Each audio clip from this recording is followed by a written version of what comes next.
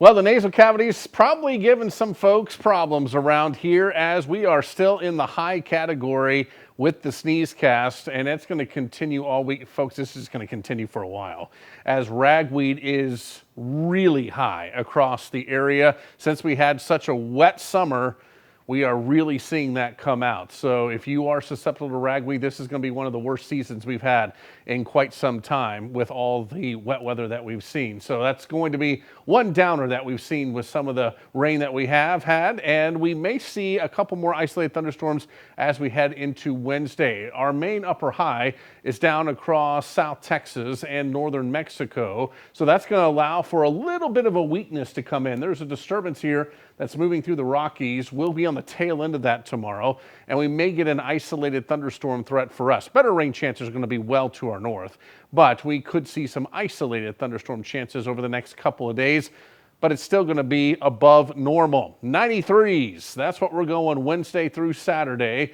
90, 91 is where we should be this time of year. So again, we're not way above normal. We're just slightly above normal here.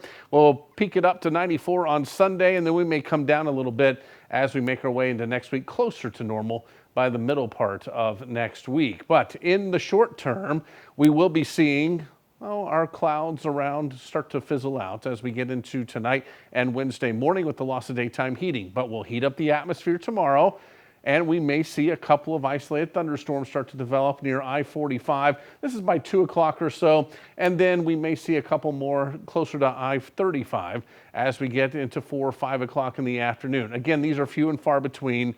Not everyone's going to see rain. In fact, most of us won't see rain tomorrow, but at least there's an isolated threat. And then as we move into Thursday, we may do it again with some isolated thunderstorms across the area, but most of us probably not seeing too much. But at least it's a little bit of a change out there that we can talk about. So for tonight, temperatures will be down into the upper 60s and lower 70s. It has been really nice in the morning, so that's where you can enjoy a little bit of a taste of fall at least. Then as we move into the afternoon, highs into the low to mid 90s, 91 to 93 for a lot of us here across the area. And this trend is just going to continue for the rest of the week, likely on into the weekend as well. Highs around 93, lows in the upper 60s to near 70 degrees.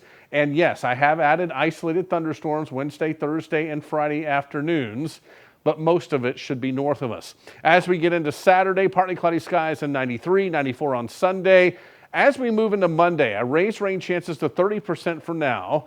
We will see if the models continue on a trend with a stronger front moving toward the area. That could get us down into the upper 80s as we head toward next Tuesday, and then back into the lower 90s Wednesday, Thursday, and Friday. If this trend holds, we may have to raise rain chances late Sunday going into Monday, so something to watch there. And for the Brazos Valley, same thing for you. Temperatures 93, 94 degrees, maybe a couple of isolated thunderstorms, but a slightly better chance could arrive as we head toward the beginning of next week.